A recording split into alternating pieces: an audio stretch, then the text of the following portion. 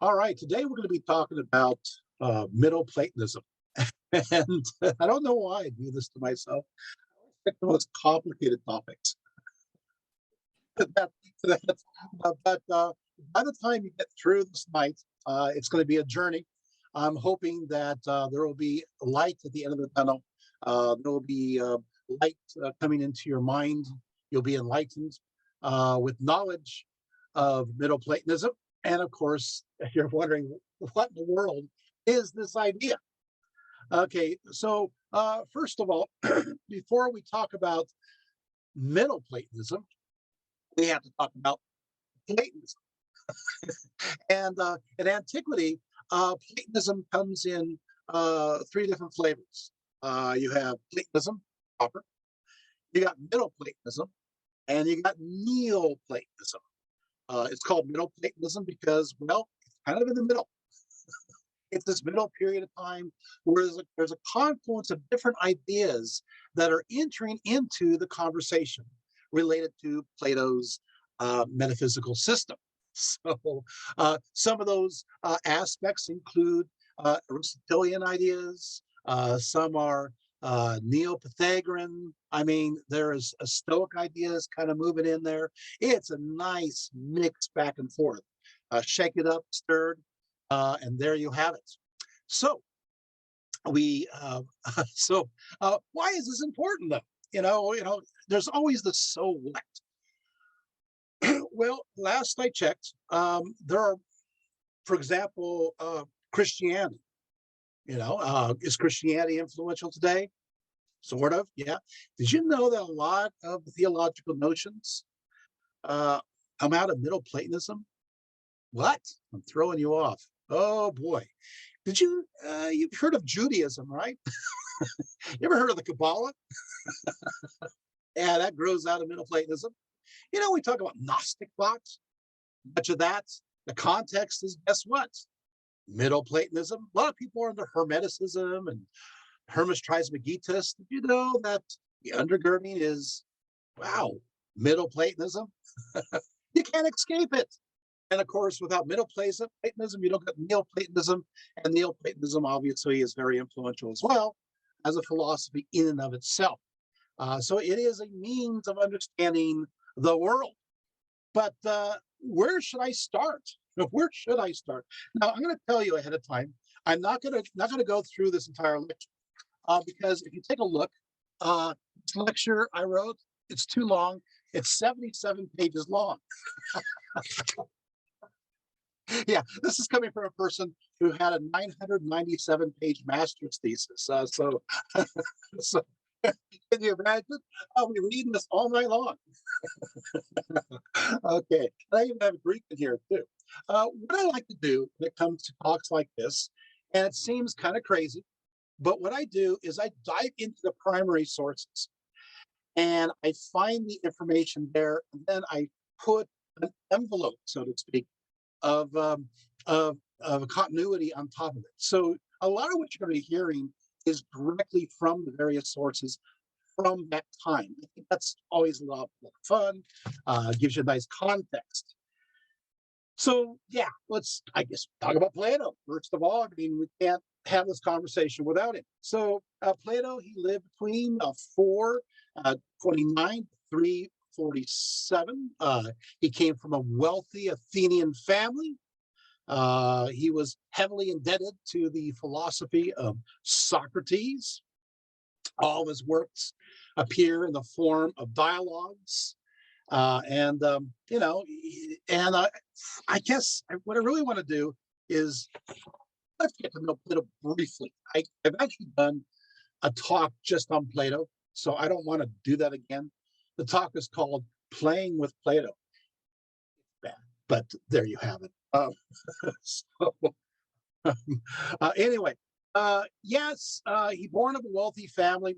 I got to tell you, many of you here are silent types. Do you realize that Plato hardly ever talked at all in his early years? He was quiet. In fact, he was considered shy. You got to watch out for the quiet ones. So what he used to do is he used to sit at the dinner table with his two older brothers who spent the whole time arguing with one another. His oldest brother, Adeimantus, was a pragmatist. He's very materialistic in his viewpoints, and his second oldest brother, Glaucon, was, he was more carefree. He's the musician of the family. So what happened is the two would argue back and forth, and all Plato would do was sit back and just take mental notes. After that, what happened is, long and short, he's very intelligent, very modest, hardworking. He loved to study. He is known for his weak, sweet voice. So that will change later on. And but basically, he was good at wrestling. Yeah, it's like, wait, what? Yeah, he he pride he he was proud of the fact that he was such a great wrestler.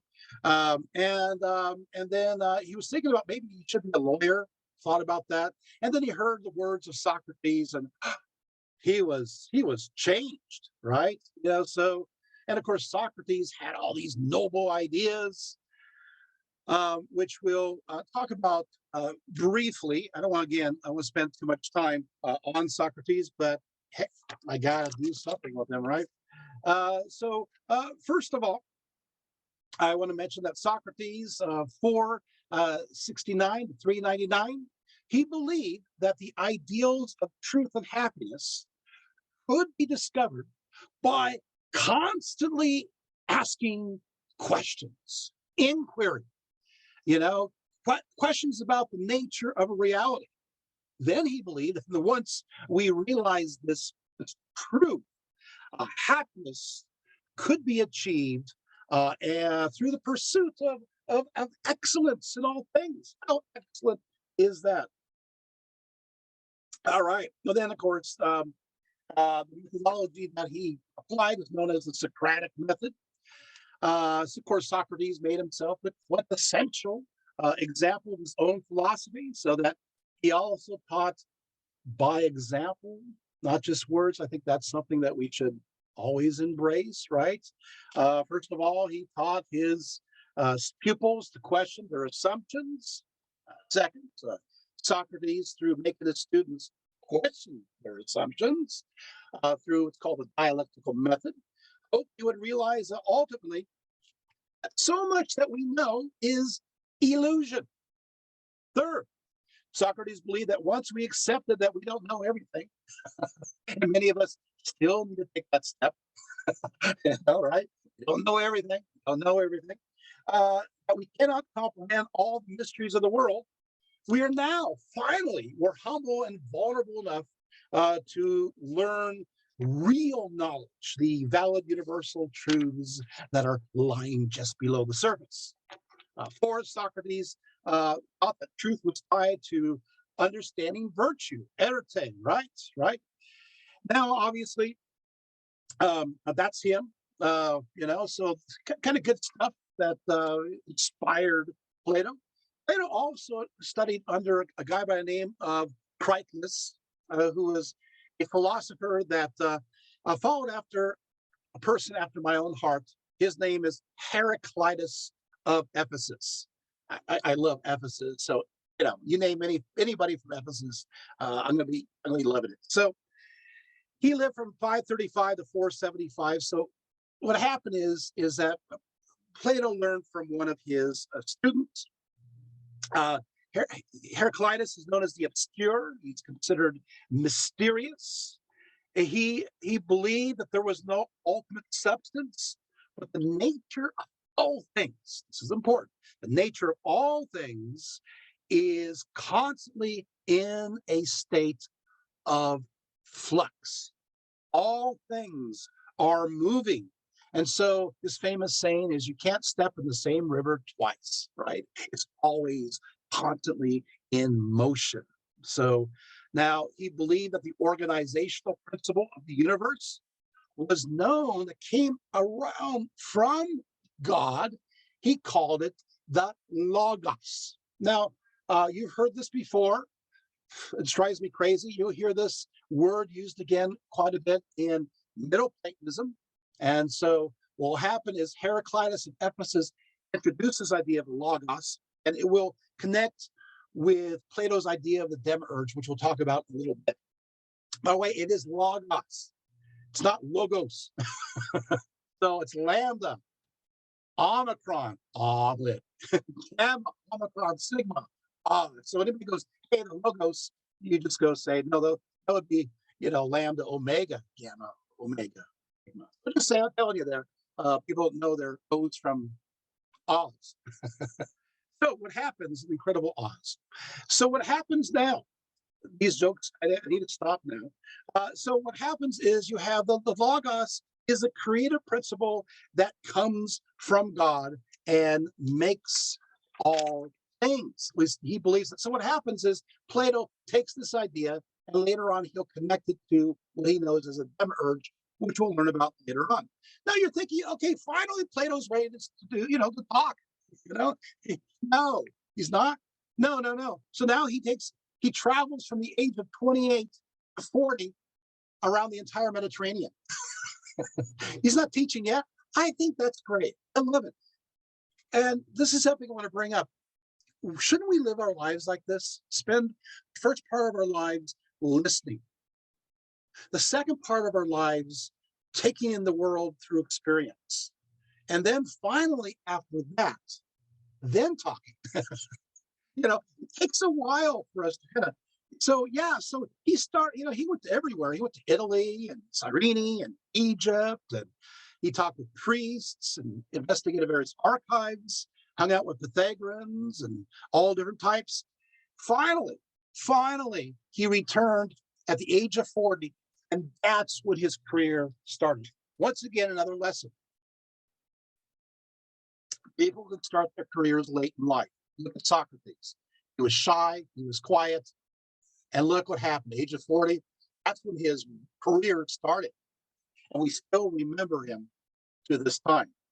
So there you have it. Okay, so let's go into, obviously, Plato. So Platonism, according to many philosophers of antiquity, much of Plato's views related to religion and spirituality were carried on via oral tradition, these unwritten documents that were written by some. But others, of course, he wrote out systematically. Much of Plato's beliefs are based on the intense conviction in the very real existence of what is understood as unchanging and eternal realities. These unchanging eternal realities are known as forms. They're called forms. Form follows function. Actually, that actually does fit what we're going to be talking about. Seriously, because they are independent of the changing things of the physical world as perceived by the limited sensory perception. So there are these forms out there.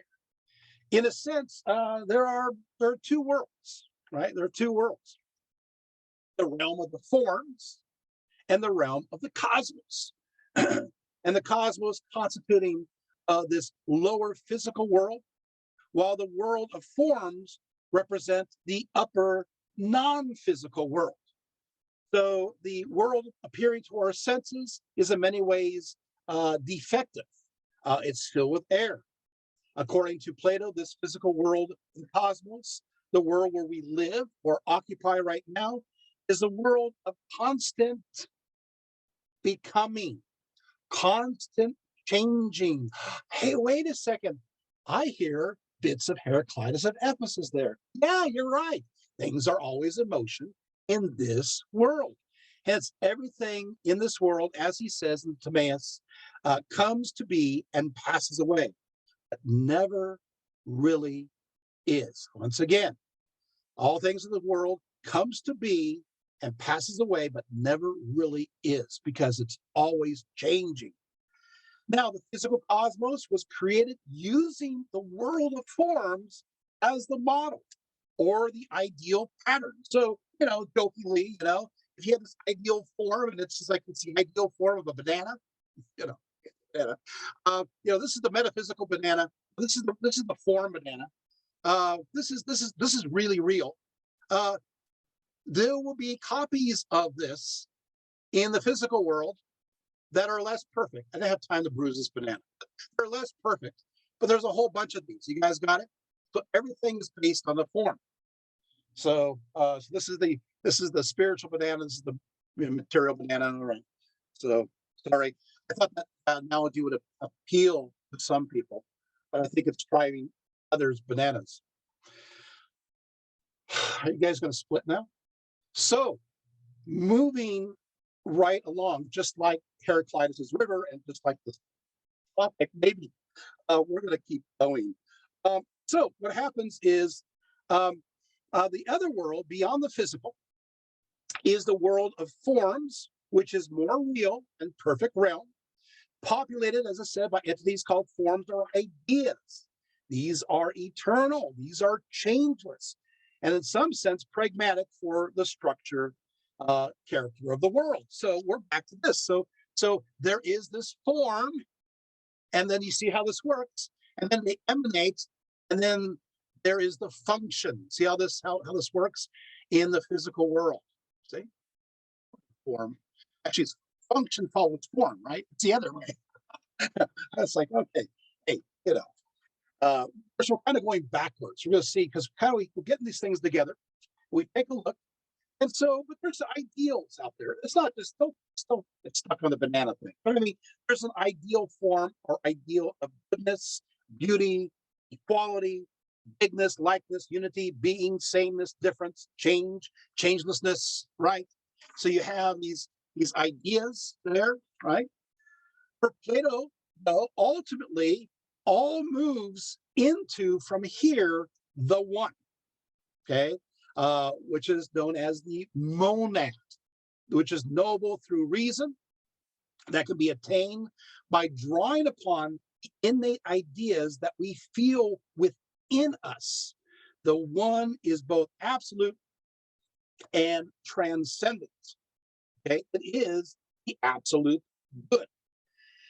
In essence, then, Plato's physical universe, as reflected from the realm of idea, is still essentially good. There's problems. It's not perfect. Okay, so not perfect at all.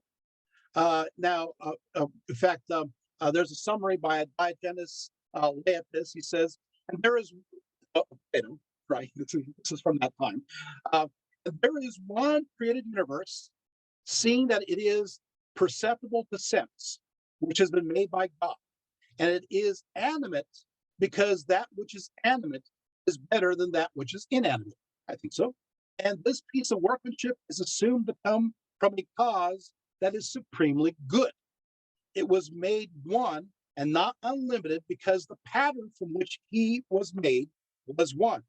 And it is spherical because such is the shape of the maker. So, so the monad is kind of like, this egg here. So there it is. But the yolk is on me. So, and so it is spherical. And this universe basically is made in the shape of that. It emanates from that. Got it? Got it so far? Now, so how did the cosmos come into being according to Plato? For Plato, the physical cosmos originated through the creator. There is a creator.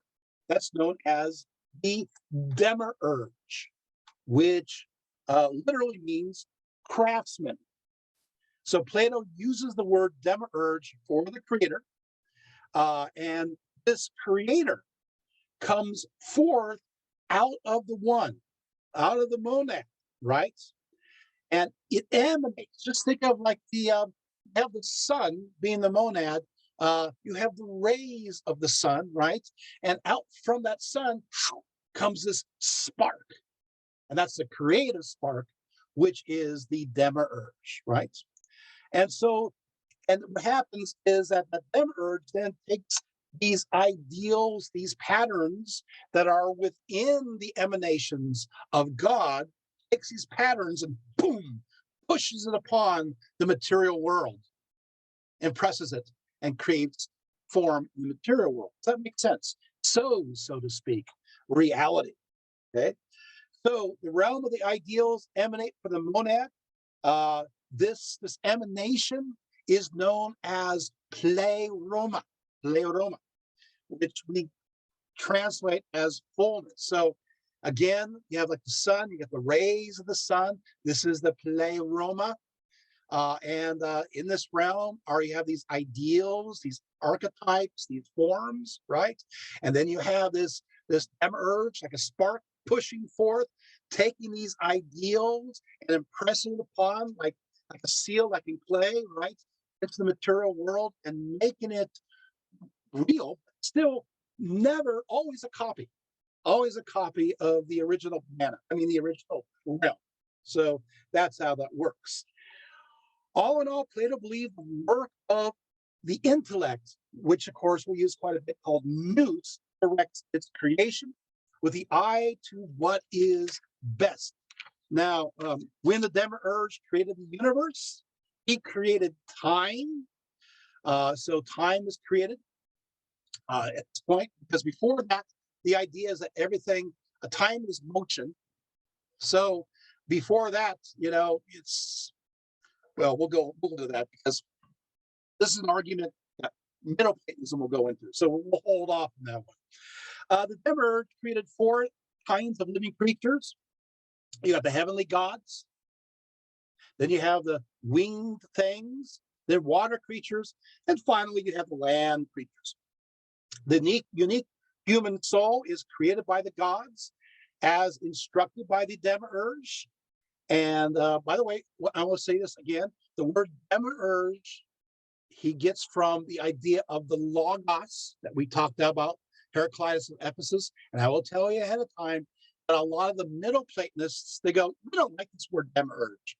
And so what they'll do is they'll go back to the word logos. Does that make sense? So the word demiurge and logos are used interchangeably. I think it's interesting that Plato, he's followed Heraclitus when he changed the word from logos to demiurge, but a lot of Middle Platonists go back to logos again. So just for your information, it's the same thing. Okay. So now, as far as the human soul, the soul was quite separate from the physical shell of the body, of the flesh. And while the soul is in essence attached to the body, the circumstances are less than ideal. According to Plato, the soul is indeed immortal, a condition quite unlike the physical body, which would soon fade away into decay and non-existence. In fact, Plato believed that both the distinct intellect and the distinct personality of the soul goes on. And indeed, that it didn't even exist beforehand. There's a whole bunch of stuff about the Plato talking about the soul's pre-existence, but we don't have time for that. So I'm skipping pages. I'm on page 6 now, So now, but he does believe in the idea of the transmigration of soul, so roughly reincarnation. Plato's best description of how the soul operates, I do want to bring up, because this is talked about later on. And this is the analogy of the charioteer, that a charioteer of the human soul drives a pair of horses. They're noble breed. Well, supposedly. Actually, the idea is the two horses. One horse is the intellect, and that is, of course, the white horse. It embodies the positive drives of passion, motivated by morality and rational thought to accomplish that which is good. So that's a good horse. And then, of course, you got the black horse. That's the irrational, emotional horse, feeling various passions and wishing to follow whatever. And the idea is you got to get those two horses together to agree, two parts of your soul together, you being the charioteer, right?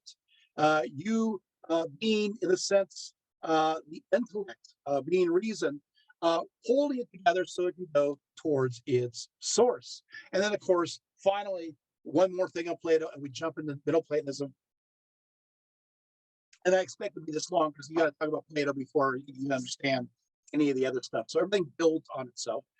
And that, of course, is, yes, the allegory of the cave. Like there's no way you can get out of this cave. So I'm going to just go ahead and go there. So the idea is that we are, in a sense, live looking at the back of the cave. Kind of dull, right? We're looking at the back of the cave. Uh, and uh, and of course, our limbs are shackled, or even our neck is shackled. And all we see of reality, right, is the shadows that are cast on the back of the cave. You see, right behind us, not too, a little ways, there's a little fire. It's like a little fire. And of course, what will happen is that right before that fire are these lower imitation forms. They're not the true forms, they're lower imitation forms. And they're kind of passing back and forth. Got it? So all we see is a shadow of reality. That's all we see, as reflected by this small little fire and these little lower forms of emanated down. That's all we see. So when we are enlightened, I hope it doesn't scare anybody. When we are enlightened, what happens is that we realize that realization, the shackles go away, and we turn around and we look at that fire. You know what? It's so bright. We're so used to seeing everything as a shadow. Everything is dark. Now, now it's like too bright, but our eyes get used to it. So then we go outside the cave and we see the sun, and the sun is super bright. It's blinding. We're in the outside world. I don't recommend looking at the sun, by the way. Don't take this as it is not good for the eyes, the retina.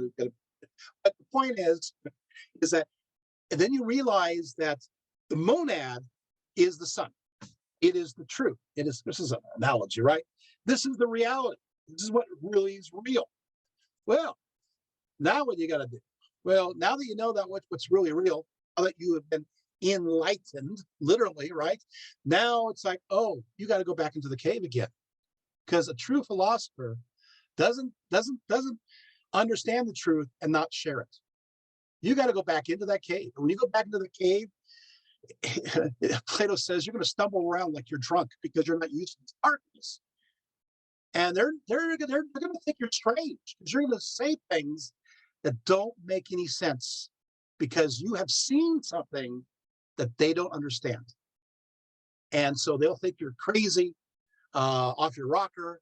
Even though you are telling the truth, you have experienced reality, they won't get that. And of course, it says that they eat the guy and kill him. So, and of course, hence that's Socrates. But you also have this interesting dualism that's created, right? This dualistic idea that you have. So what happens? You have these gradations. So you have the monad, which is the light, and far away, the opposite would then be darkness. Does that make sense? The monad is good, the good, and so the absence of good. Life, death. Spirit, material. See how this works? See the dualism there, right? You go, wait a second, that sounds kind of familiar, right? Knowledge, ignorance. Hey, wait, this sounds like the prologue of the Gospel of John. Hello, you're waking up. Okay, so in the beginning was the word, oh no, the word's logos. Oh no, now already you're making connections, all right? You're saying, wait, this is, yeah, but it doesn't form during the time of Plato. Okay, so where do we go from here? Well, of course, Plato dies. I'm sorry, he does. And so the school goes on. And I got to tell you, it's really critical. I mean, they have a guy by the name of, his name is Speusippus. I'm not kidding you. Speusippus. And he's a terrible, I don't like him. Speusippus. And what he does, he rejects the entire form theory. It's like, why are you part of Plato's academy if you're just going to reject his ideas? But hey, Aristotle's one of those too who rejected Plato's ideas. I still haven't forgiven him yet. I'll forgive Aristotle eventually. It's just a moody. So now what happens is that Speusippus, he asserted that one cannot have complete knowledge of anything without knowing every difference. And so, so there you have it. Then you have Xenocrates, I'm not going to list all these names, but they're a bunch of numbskulls. That's an academic word. Don't use that too much. The academy's kind of going downhill from my perspective. You got Heraclitus, Eudoxus, Philip Opus. Of course, you got the renegade Aristotle out of there. So now the middle plate, sorry, so actually the middle academy, we're not going to be talking about that either. Or well, I guess we'll start somewhere. We'll start with Philo of Larissa. Why don't we start with him? Because he's the last person of a group of skeptics who just kind of holistically reject everything. And now at this point, he was head of the new academy, and during the Mithridatic War, Sulla, in the year 86 BCE, attacked Athens and conquered the city, and actually destroyed Plato's academy. So that was a sad disaster. Plutarch notes he laid hands upon the sacred groves and ravaged the academy, which was the most wooded of the city suburbs, as well as the Lyceum. With the academy destroyed, Philo of Larissa left for Italy. He went to Rome, where he did various lectures. And what he taught, of course, is that there's nothing, again, certain within reality. And he was another skeptic. Well, here we go. We now have the very first Middle Platonist. Ta-da! You realize 40 minutes in, we get to the first Middle Platonist. His name is Antiochus of Ascalon. I've been to Ascalon, by the way. Pretty cool place in the Gaza Strip. Lots of cool ruins. But I digress. He lived from 125 to 68-ish. Actually, what happens is this. He is considered the very first Middle Platonist. He was born in Ascalon, as I mentioned. And Antiochus was a student of Philo of Larissa, but he disagreed much with his teachings and the general nature of what's going on with Plato at that time. I like this. He basically says to Philo of Larissa, he says that, by the way, Philo of Larissa, you declare that you asserted that nothing can be asserted or to prove that can be proved, but you're asserting that nothing can be proved. Isn't that an assertion? Aren't you contradicting yourself? How can you assert that? you can see where I'm going with this, right? Yeah. So you're a hypocrite, So Antiochus believed the followers of Plato had lost their way, and so what he taught is that he professed that, here it goes, that the mind itself was beyond the physical realm.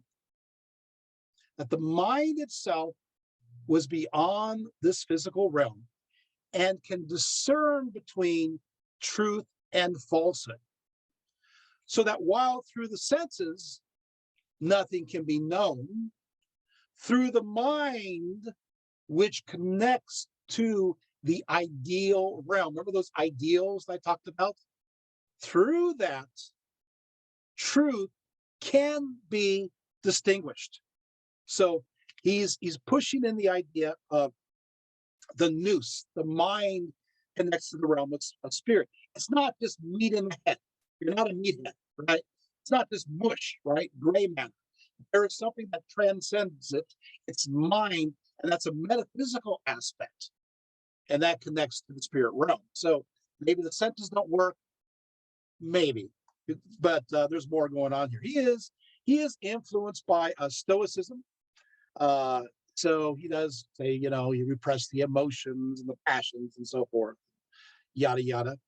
But what he does, another important thing that he does, is that he identified the demiurge as the logos. He's the guy that says, you know what, Plato, let's not use the word demiurge. Let's go back to logos, because I don't know why you changed it in the first place.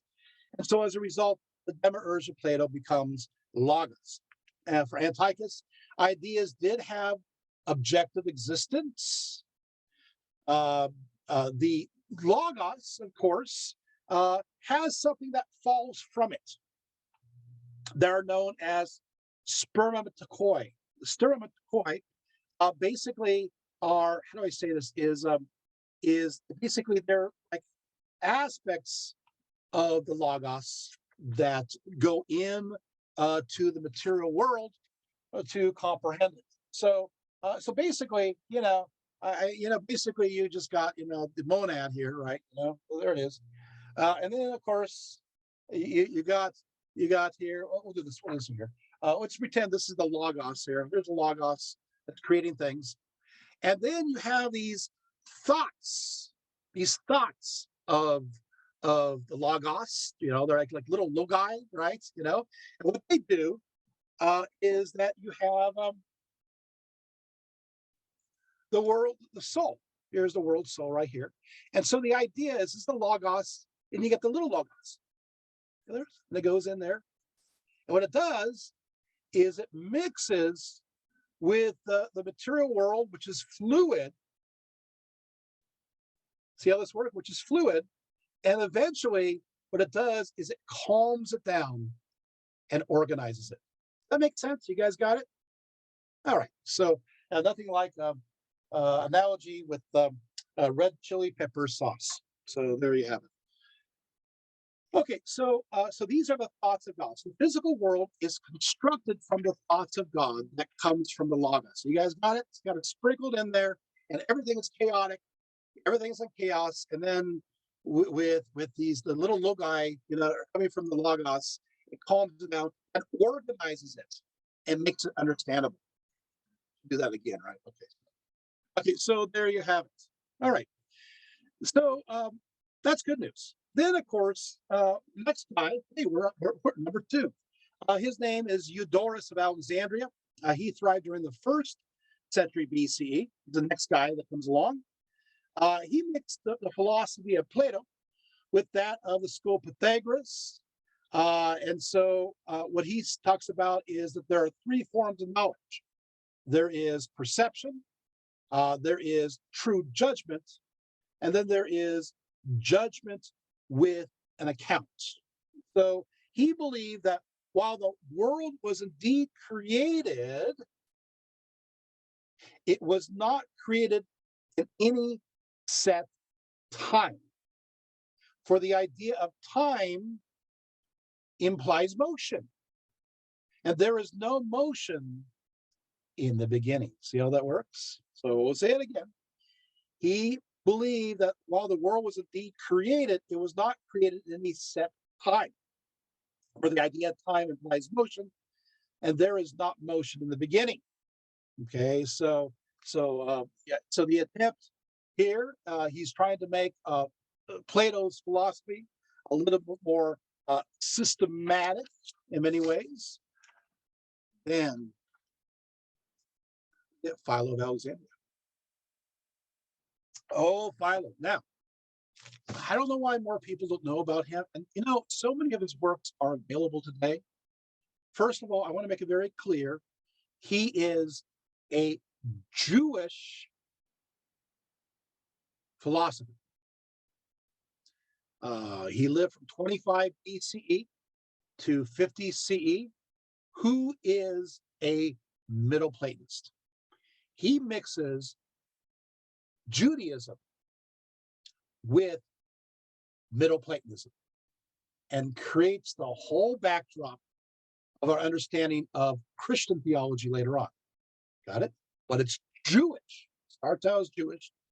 His ideas, by the way, will yes feed into or echo into Christianity. It will also echo into Judaism in relation to the Kabbalah. So he's influenced. So this is Judaism and Middle Platonism together. Yeah, well, of course he's from Alexandria. So what he does is he taught that there is the monad, which he describes as the first principle, known as arche. Arche. That's the Greek word. By the way, in the beginning, the word beginning in Greek in the Gospel of the New Testament, Gospel of John, the New Testament, is in arche. Just say, I'm telling you. In the beginning, wait, it uses, in fact, it uses all these words that Philo is using in the Greek. Oh boy, yeah. That's why I always have fun with my students going through the Gospel of John in Greek, because it's like, oh no, this is Greek philosophy. I know, I've been trying to tell you. They're using these Greek words. Anyway, so the first principle, arche, he asserted that this power, its first principle, this monad, was transcendent, uh, and the idea is that it is the absolute good. It is good. Now, what comes from it is he's not going to call it the demiurge. Remember, they changed the name. He'll call it the logos. So, what comes from God, who is the first principle, who is arche, arrives the logos, which is, of course, the word. So in the beginning, in arche, was the word, logos. Oh boy. This is Philo. You're not, this is not, I'm talking about the Gospel of John yet. No. This is Philo right now. Oh. Okay, so what happened is that all right, so the demiurge, which he described as the man of God, this demiurge, this logos, the shadow of God, the maker, the artificer. And so what happens is that Plato states that the agent of creation was the demiurge maker, and of course he makes sure, Philo says, no, it is the logos. It is also the mind of God. So you have the monad, which is connected to the invisible, intelligible world, which is the mind of God. Okay, so this is the mind of God. And then you have the logos, which uses the pattern of the intelligible world and takes those ideal forms. We'll just say that this is the logos now, takes those ideal forms and organizes it within the emanations of the pleroma. You guys got it? So, you can't see the egg there. I'm probably going to break the egg, but there's the egg. There's the logos as taking these forms, right? That, of course, these forms that reflect, right, the monad. Right? Are you seeing this? Right? You guys got it? And what happens is that this emanates. I know I'm going to break an egg, but how else can you make the world so omelet? And then from there, right, you have the material world. See how it reflects? See the forms here? See the material world reflecting? And it creates the demiurge, of course, which is the logos, creates order to this chaos. It's order. Oh no, it's chaos. Oh no, I'm going to spill over my nose. And stills it out and organizes it. I know it's a poor analogy, but hey, you're getting the picture, right? Seeing how it all works together. Okay, moving right along, maybe.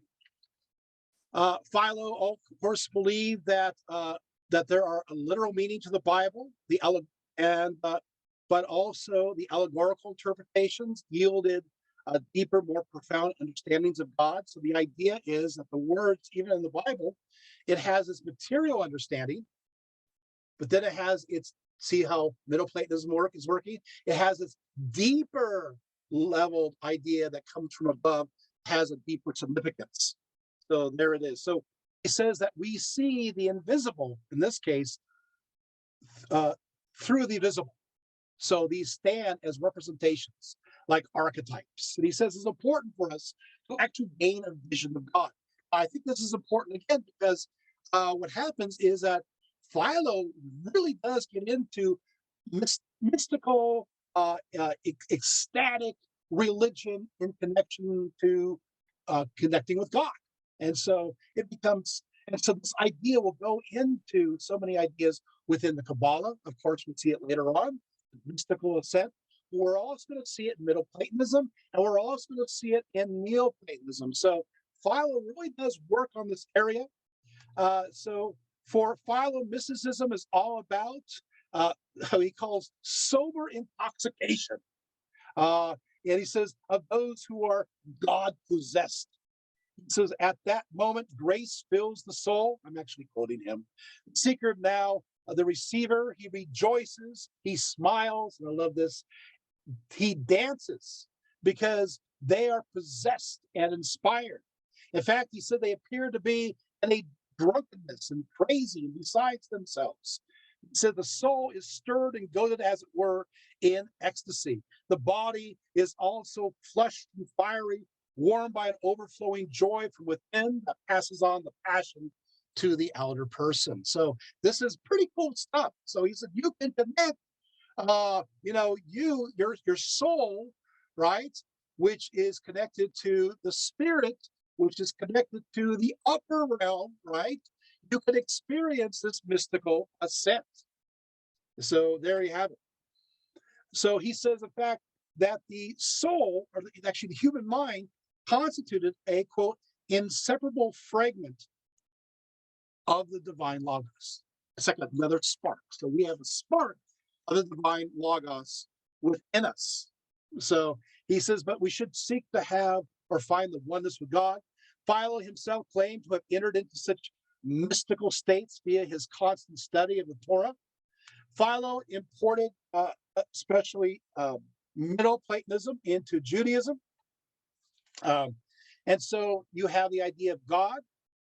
You have the idea of what's called the noetic cosmos, which is the intellectual universe. And then, of course, these are the forms that I talked about, the shapes. And this is all within the mind of God. And then you have these powers that are within the mind of God. And there are three of these powers. So these three powers that help create the universe are, first of all, you have what is called the goodness, and that's God's creative power. Then you have his authority, which is God's regent power. And then they're both brought together with the third power, which is the logos, which is then pushed into the material realm and organizes it. But he does say something else. He says the connection between this monad, this God above, and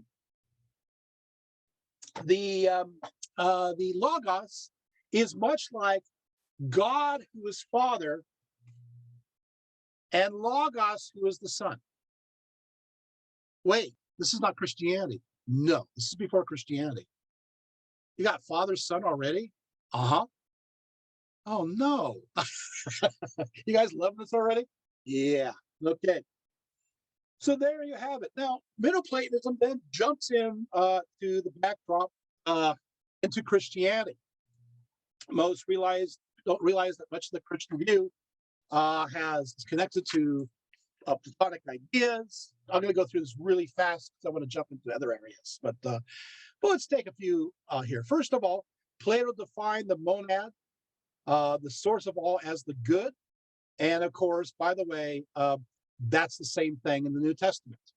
God is understood as the good. And from that ideal creates the pattern for all things to follow. That's the New Testament. Second, the good universe was created not directly, but indirectly through mediators in the spiritual realm and through a mediator, the demiurge. This, of course, this idea we see in Judaism, right? The Ruach, right? The breath of God, right? The Shekinah, the Shokmah of God. But you also see this, once again, in Hellenistic Judaism, which, of course, is the Logos. And this idea goes right into Christianity. Third, Plato believed the monad manifested from itself the ideals or images that reflected him. We see this talked about throughout the New Testament. Even Paul, the epistle of 1 Corinthians states, "For now we see in a mirror dimly, but then we shall see face to face. Now I know in part, but then I will fully know, this is as I'm fully known." Or Matthew, "Therefore you are to be perfect as your heavenly Father is perfect." Ideal, form, imagery, mirror image. You guys got it. Fourth, in Platonism, God is viewed as the light of spirit, which from all reflects in opposition to darkness, the material world. We see this in Gospel John, First John, so forth. Fifth, according to Plato, this physical realm was made by God, but in time became corrupted. Uh, this is also the Christian worldview. 6, borrowing from Orphism, Plato taught that humanity then received two natures, a Titanic nature and a Dionysian nature. The Titanic nature was innately disorganized, could be understood as evil. That it is the body is, in a sense, the prison for the soul. Guess what? That sounds pretty Pauline in Christianity to me. 7, according to Platonism, God or the first God cannot be seen or apprehended by the senses. Hey, guess what? John 1:18. No one has seen God at any time. The one and only Son, who is himself God and is the closest relationship with the Father, has made him known. Oh, wow, look, there it is. 8, one of the best examples, of course, is the prologue of the Gospel of John. And I can go through this. I won't. Just talk about barely, and we'll keep on going. But I will just say that when we take a look at this, we have what's in the beginning, in a arche, yeah, that's right, was the word, which is the word logos, right? So, and the word was with God, and the word was God. Actually, that's a mistranslation. It doesn't say with at all. That word is meta in Greek. It's pros, so which means proceeding from. So bad translations. So in the beginning was the word. The word, proceeded from God. The word was God. Does that make sense? Not with. That's just atheism. I don't know what they're doing there. Anyway, so and then the idea is you have this idea of emanations. You have this idea of knowledge. Of course, it talks about even when it mentions the fullness of God in this section, it uses the word pleroma, the fullness of God. It uses all the same words. And of course, the word becomes flesh, right? And it goes and so forth. Okay. So, and I have a whole bunch of pages on this, which go on forever. You get the idea. So now let's jump into it. Now, we're at Plutarch. Hi, Plutarch. So Plutarch, okay, so he lived from 45 to 120. Now, he is definitely Middle Platonist, but he also mixed in a little Stoicism, a little bit of Aristotelian ideas. Plutarch believed that God was transcendent, emanating from spirit to the material, but that God worked via divine intermediaries who are descending from the gods and the demigods to what are known as daemons. I know we consider here the word demons. No, daemon simply means spirit. The word later on, what happens is that even early Christian writings talk about good daemons and bad daemons, and later on they go, hey, guess what? I think we'll call the good daemons, since they're messengers, we'll call them angels. And then, of course, by default, everything else ends up being evil demons. Got it? The person is they're all demons. I just wanted to clarify that. So, you have early Christian writings, and people are reading this and going upset. We're talking about demons. It's like, yeah, they're talking about an angel. We're good spirits. We just haven't caught on with the new, words yet. So anyway, so what happens? So you have these intermediaries that go in between. Now, while the spirit was good, that which is material, I know the word is evil. That's our translators, or the material world is evil. That's not really evil in the sense that we understand it, because in Greek, you've got this idea of ponios, like penitentiary, penitent. Okay, that's vile. That's evil. They're not using that word here. There's another word, hamartia, which is the idea of kind of missing the mark, making mistakes, imperfect. That word used sometimes. Another word that's used a lot is kakos, like in cacophony. That's chaos. That's in the world. It's evil in a sense. It's chaotic. Got it? So the world is evil because it's chaotic. See how what happens is that the logos will imprint, harmony, harmonious, right? Harmony to that which is chaotic. Because hey, you know what? I think that if you're in the middle of the ocean and you're in the middle of a storm and the waves are going over the place, you're not going to be saying, hey, you know what? This is just chaotic. You're going to be saying, hey, this is evil. I'm going to drown here. Does that make sense? So there it is. I'm kind of clearing things up. So So what happened is the spirit is good, material is evil in the chaotic sense, but reason descended into the material world. And even though the world soul was evil or chaotic before creation, God's reason transformed this material into good. And so we are back to the same little story here. Got it? We're back to this again, right? We're back to this whole analogy, right? So this is, I'm going to get over here because I want to go over my laptop. So basically, this is all disturbed existence. So that this idea that there's the pre-existence of this soul that did exist.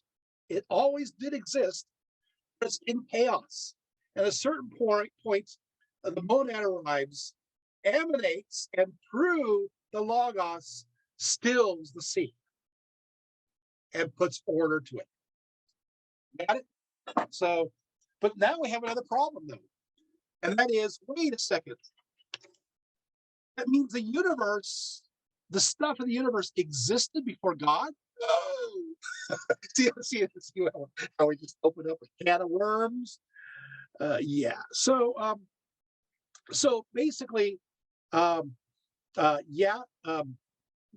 that is exactly what happened. The cosmos is an ordered entity that has come into existence at a certain point when time did not exist, as a result of the contact between God and the pre-existing disorderly matter. God then put this matter in order, which means that God cannot be the only cosmic principle. Otherwise, disorderly matter will be left accounted for. So we got a problem here. So what is Plutarch going to do? I mean, it's like, hey, who caused this other chaotic material world that God has to order?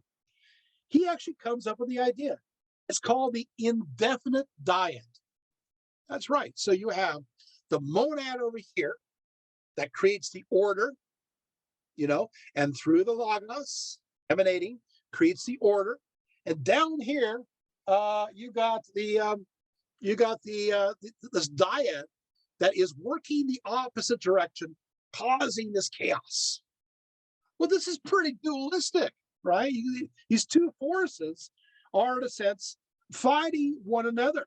And this, of course, I like one translator says it shouldn't be evil. Maybe better definitions are it is badness, like this badness, badness or irrationality or chaos, disorder, and it's identical with matter.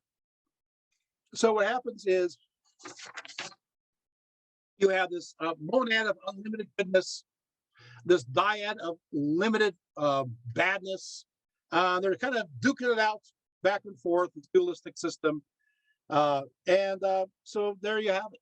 Plutarch interpretation does have merits in imposing a consistency on Plato's work as a whole. First, according to Timaeus, the demiurge, or the creator God, which we now understand as the Logos, does not create the substance of the soul, right? But compounds the world soul by blending indivisible with divisible being, right? So, which, of course, Plutarch identifies with the divine intellect, moving into the non-rational world soul, right? Second, it was generally assumed that no motion is possible without the principle of motion, and that principle of motion is soul. So, in other words, if Plato says that this is chaos beforehand, and I am spilling on myself here, it is the idea is, well, it is the soul has to be moving it. Does that make sense? So that means the soul is pre-existent. Otherwise, this realm wouldn't be moving in chaos in the first place, right? Yeah, see how that works? So therefore, there is something that's always chaotic before. Okay. There we go. And of course, there's as the macrocosm, which is the world soul, it reflects the human soul, right, in us. That we ourselves have that same situation, in us. We have this chaotic aspect that's all over the place, right? Connected to the material world, right? And our appetites and so forth. We feel chaotic, and we have our ordered mind that kind of orders it and puts a focus on it. Okay. Now, of course, we have some more problems. If God is accountable, for all aspects of the world soul, he cannot be good, right? Because how can it be good if the world soul is in chaos all the time, right? So, okay. And if God is God, but he has no control over badness of the world soul, he cannot be all powerful. This is right. Hey, are these the big questions they ask you in philosophy class? Well, apparently they ask the same questions back in Plutarch's day. So how do you answer this? He says, well, the Stoics maintain the idea that God is in charge of all nature, and but I say to the Stoics, that'd be good. The Epicureans, obviously, have the idea of God having his control, and obviously there's evil, so that cannot be. So he's kind of fighting them. So what he says is that God does intentionally limit himself. God intentionally limits himself because he is of something else other than the material. And so he has to work through an intermediary. He is something else. He's like another element. Does that make sense? It's something else. You can't mix that something else until it gets diffused by something that has an aspect of him, but not him directly. I hope that makes sense, right? You see how that works? So there has to be, so what he does is that God will then work through an agency. That is the answer. And I think it's interesting because Christianity has the agency as Christ Logos, right? You don't have God the Father coming on down, right? You have Jesus working through the agency. So Plutarch is having the same idea, although a lot of them are contemporaneous to each other. The first stage of creation is that God imparts his own intelligence and reason to the pre-cosmic non-rational soul, making it partly a rational being, but he works through an agency, which of course is the Logos. And so what will happen as a result of this Logos, you'll have, it will become homoousios, which will become harmonious. So the world soul, although does not become completely harmonious. So the thing is, everything's always in flux. And so what happens is that the Logos organizes this universe to a certain extent, but you still have this dyad welling up, creating constant motion. So it's never fully still, got it? Because it's always being stirred by the dyad. So you have these two forces coming together constantly.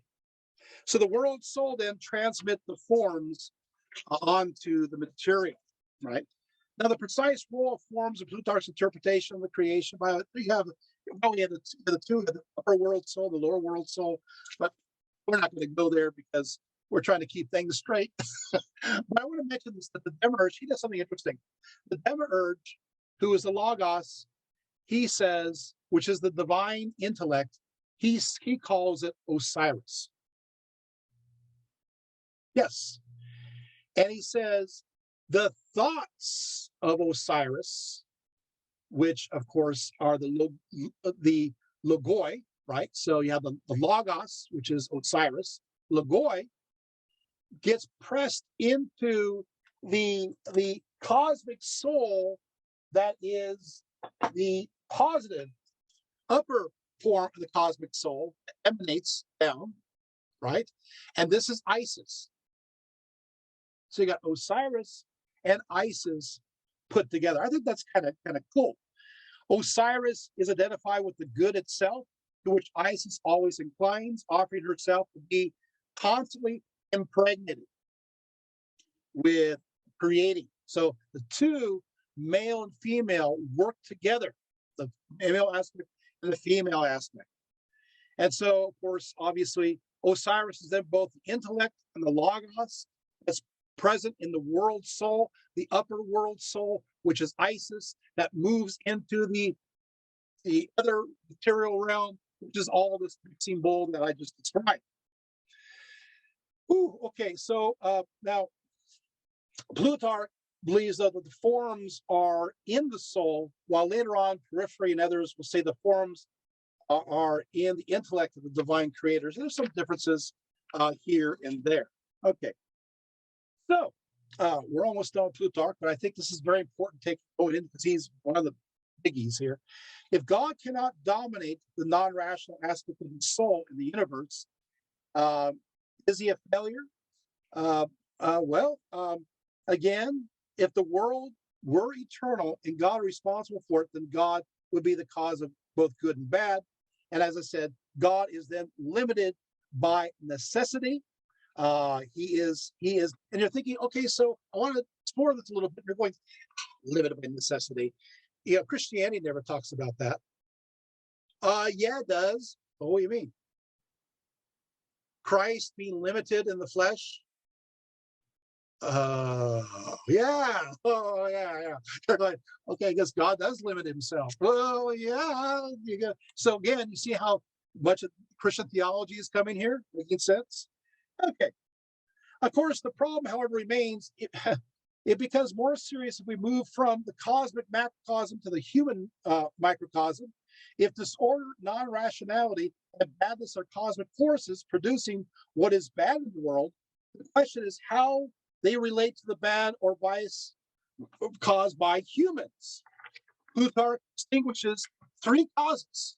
So we have three causes for understanding these kinds of ideas. First, why things happen. We're asking the question, why things happen? And this is a big question. Well, he does say some things happen because of fate, and that comes from God. Right? Some things happen, it comes from fate, and that's from God. Some things happen by chance, and that arrives from the non-rational part of the world soul that's connected to the dyad, right? That's chance. Got it? So you got fate from God, and you got chance from this dyad that connects to the lower part of the world soul. What's the third? I love this one. Ourselves. What? That we make our own decisions. So when people are fighting about, is it free will? Is it predestination? Plutarchus says, yes. It depends on the situation. I love that. That is ingenious. And I don't know why that is not talked about more often. We're so monolithic in our viewpoints, saying it's all this or all that, when it becomes gradations, especially if you have Plutarch's ideas of these two forces, and we're caught in between the stated ideas and of course these ideas that are having big chance as chaos, and we go, hey, wait, we also have control. We've got those two horses, and we can focus on that black and that black horse in, white horse straight, and head for the cosmos and get out. Hope this helps, right? This makes sense, right? So there you have it. Okay, so he does talk about the first God, which is unity and simplicity, but he also talks about all of these divine beings. He does talk about the fact that God is beyond everything. He's Pantos, beyond all. All right, so he does also talk about the idea that there are daemons in between. There are these spirits who are by nature on the boundary between gods and humanity. In fact, what he does is he has this realm of God, and then below that, he has the realm of the gods, and he mentions specifically the 12 gods of Olympus, right? And then he goes, and below that, you have the visible gods of the celestial areas, the planets and so forth. And then you have the daemons, and then you have us. See that? So there are in betweens. So for him, he believes that there's an actual goddess Diana that is situated there in the universe. He believes there's an actual Apollo that is there. He believes that they're there in a certain level. And then there's messengers that go further on down, but from the one. Okay. All right. Well, I got pages and pages of this. Let's keep going. We'll go to the next guy, right? But I thought he was important to go through. Theon of Smyrna. I want to bring him up. We're going to go a little bit over, so I apologize ahead of time. So I'm going to go over time. So, but I want to get a few of these in here though, because otherwise it's become a talk on Plutarch. But Theon of Smyrna, 100 CE, he creates the math. He's a Middle Platonist. He creates a mathematical introduction to Plato, and he applies Plato's ideas to math, to numbers, to instrumental music, and yes, to the music of the stars. In fact, he quotes Alexander of Ephesus. I'm going to love him. He assigns specific pitches in the chronomatic scale to each planet. And this idea will continue on. So basically, each planet has its own pitch in tonal music, and they have 12 different pitches, each one. So it is the music of the stars. And so I just kind of thought that was pretty. So, next guy is Gaius, who we're skipping. Poor Gaius. We don't know much about him anyway. Alchemists. Alchemists, I have no choice. I have to talk about him. He wrote a handbook guide for teachers on Plato, on Middle Platonism, and all 36 chapters of this book survive. He wrote a how-to book on Middle Platonism. I don't understand why people don't teach about Middle Platonism when somebody spent the time to even write an entire book on how it's to be understood. I have, of course, excerpts of this book right here, which I will be going gently through. Of course, obviously, he has the major division, tripartite division of the first God, ideas, and then the material world. He says since intellect is superior to soul and superior to potential intellect, there is actualized intellect, which cognizes everything simultaneously and eternally. I want to stop there for a second. So you have within the mind of God, you have this potential intellect, potential nous. Then, which is of course this knowledge, this mind. And then what happens is God, the first God, ignites it, and it becomes the actualized nous. And when it becomes the actualized nous, it understands everything in the entire universe. This is good. Simultaneously and eternally in both directions.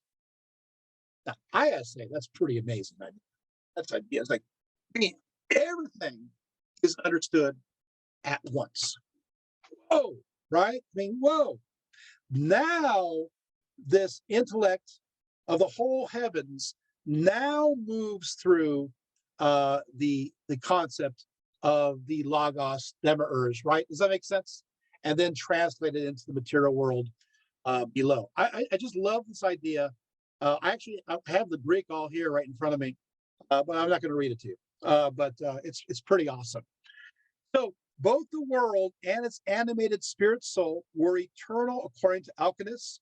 While this God did not create the world soul, he awakened it so that it might look out upon the intellectual things and receive forms and ideas from the divine mind. I think you're understanding this now. You're getting the rhythm, right? Right? The world soul was the first thing to emanate from God, according to the idea that He proceeded immediately from the mind of God. I'm actually reading from the work here.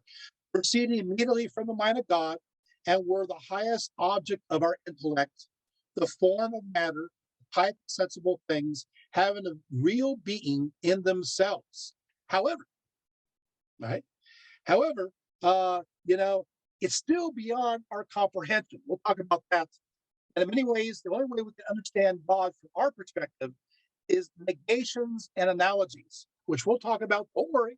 Hold on to that. We'll talk about that in a few moments. And below him are a series of daemons. We're back to gods and daemons in between that connect to these ideas, right? So there's always intermediaries between God and the material world. There's always that. The human soul passes through various transmigrations, thus connecting to the series of the lower classes of being until it is finally purified and rendered acceptable to God. Okay, so we've talked about that. Okay, so moving right along. Oh boy. Okay, so God is the Father of all, cause of all things, but there is a number of divine beings that he talks about. And he does talk about two distinct divine beings being the transcendent first God, first nous, and the immanent world soul. Okay, now, where it gets interesting again. Platonism states, when he, being Plato, says that the world is generated, geneton, one must not understand him to assert there ever was a time when the world did not exist, but rather that the world is perpetually in a state of becoming. Now, what is happening here? Alchemists has found the answer to Plutarch's problem. Plutarch,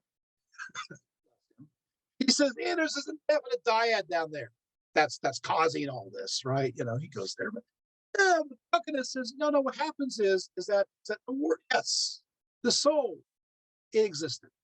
It was always, though, in motion. And so the idea is that the Logos, forever infinitely in the past and infinitely in the future, is always creating and generating new things, like a spring of water. We could say it's the beginning because spring pops out and we see the water coming out, but we know the water is eternally down, well, not eternally, drowned. Let's go with the analogy. Anyway, we know that the water is still eternally coming out. Does that make sense? There is a start, there's a beginning, but really it's always constant. This idea, you may not know it, is actually part of Christian theology, and that's the Logos, which is interesting. So what happens is the Logos in the beginning was the Word. The Word was proceeding from God. The Word was God. I corrected it there. The point is that this idea is that the Logos is always creating, always generating. I think a lot of people who subscribe to Christian theology think that Jesus, God, God the Son, or Christ, whatever name you want to use, connected to the Word or the Logos, that he starts out, he creates the world, through the Father, and then as soon as the New Testament comes along, he goes, okay, I'm done creating stuff. I'm changing my hat, and now I'm just like the Redeemer now. I'm not going to be doing that job. No, sorry, no. The idea is the job continues infinitely on into the future. Also, the idea is infinitely, into the past, which means that there's worlds before this one. Ooh. Anyway, that's Christian theology. And early church fathers talked about all this, but we don't because we don't read Greek. Anyway, so moving around, is this fun? You guys so always becoming, always. So God does not create the soul of the world since it existed eternally, but he brings it to order. And to this extent, he might be said to create it by awakening and turning towards himself both its intellect and itself. But however, he has done this forever in the past. It's always being stirred up. But there's still a negative notion there, because it has to be, stirred up and also harmonizing it. So he's stirring it to life, but he's harmonizing it, as opposed to if he doesn't stir it to life and harmonize it, it's going to go the chaotic way which we don't want to have.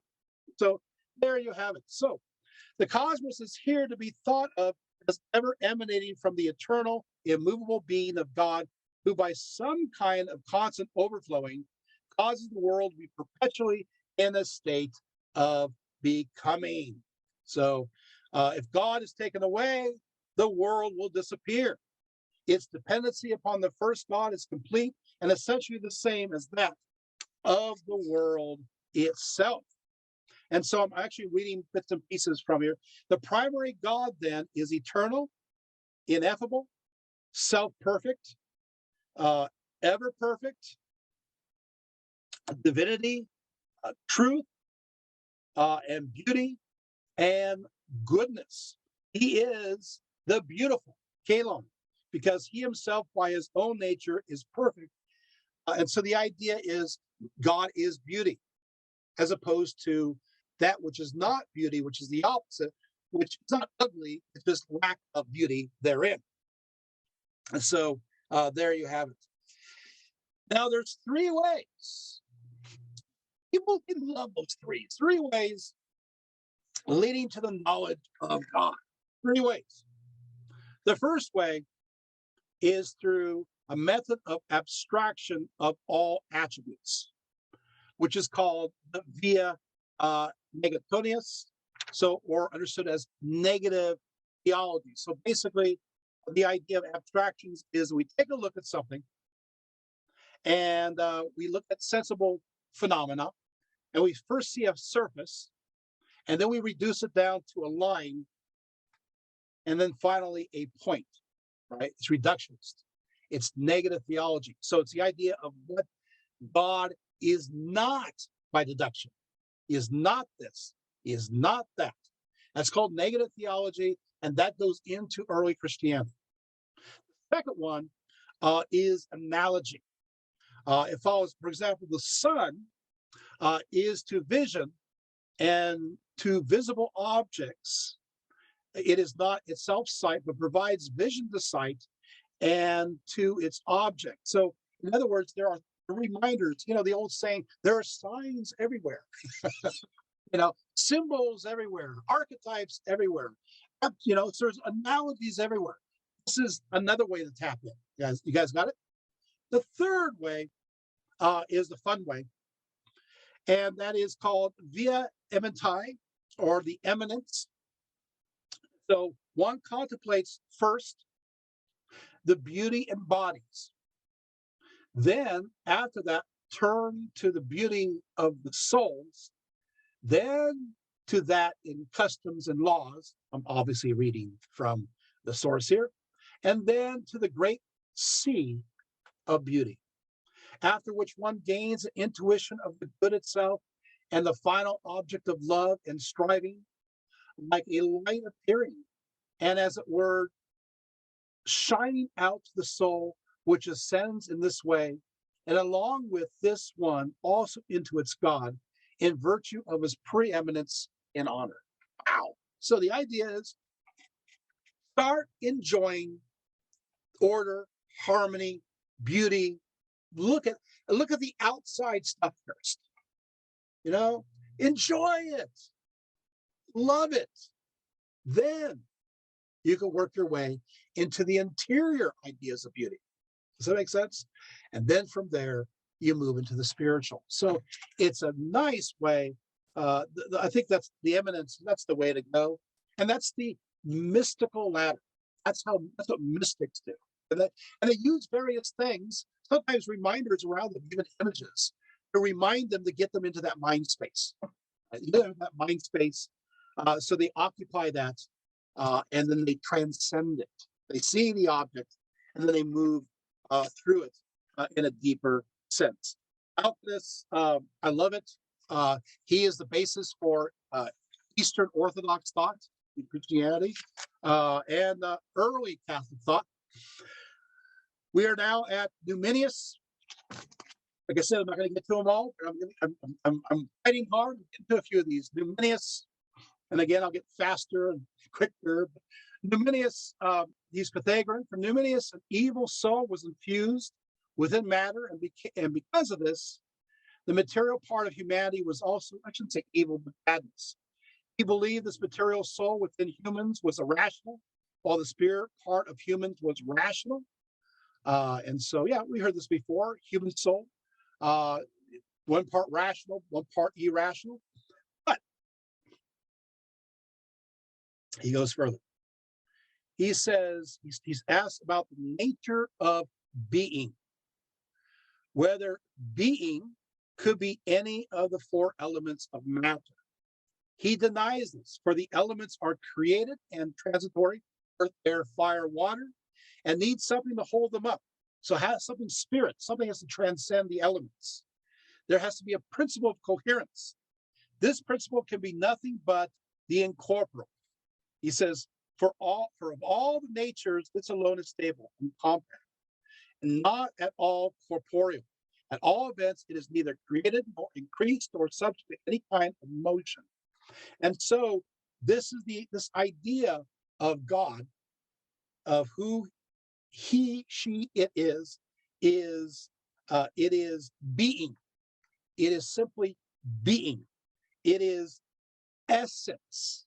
Now, essence, the word, of course, essence, is ousia. That's a word in Greek. Ousia is essence. So you have good, which is the mind, the nous, and this is the cause of essence. And so the creator has then, therefore, innate essence, innate ousia, which is good, right? The essence of things. Now, I'm going to go a little bit further, then we're going to unpack something. So the creator of essence is the absolute good, the good. The creator of generation, which of course is the demiurge of the Logos, it is simply good. And it is, of course, obviously sowing the idea of essence. Now, I'll go here just real quickly. Ousios. It means intrinsic reality, being, essence, ousios. You know, we have a little problem. You see where the Greeks are having a problem later on. They will say that God the Father and God the Son, they'll say that Jesus is homoousios. Homo means one, right? Ousios means essence. Uh-oh. So all the Greeks, the Latins don't understand this. So all the Greeks are going, no, we can't do this because it makes God the Father and God the Son exactly the same because they're the same essence, ousia. While those in the West, they translate this word as substance. And there's different kinds of substances. Does that make sense? So for them, it's God the Father and God the Son are the same substance, but they still are different. But when you claim ousia, which they do in the Greek, the Greeks are panicking because they're saying they're exactly the same. There's no difference whatsoever. And so they go, no. Don't use homoousios, say homoiousios, which means like essence. However, in the West, what they hear is like substance, because they're Latin, substantia, and they go, no, that makes them completely different. So this is why the controversy. It turns out they were both right the whole time. It just, the Latins didn't understand the Greek words. So it should have been homoiousios for those people, because it's like essence, still essence. Okay, just thought I'd clear up a whole, over this issue, churches were torn apart, people were persecuted, people died. I mean, we had hundreds of years of fighting, especially the Eastern Mediterranean, and I just cleared it up in 5 minutes? It tells you there's political motivations that are behind this, not just religious. Just sit around the room, say what I just said, and it solves the problem. And there are early church fathers who said exactly the same thing. Just nobody wanted to listen, because the Latin, that's one of the things our way. Anyway, so there we go. I hope this helps. So, but he also talks about the idea that there is God. This is Numenius still. God is simple, but he also has a second and third aspect.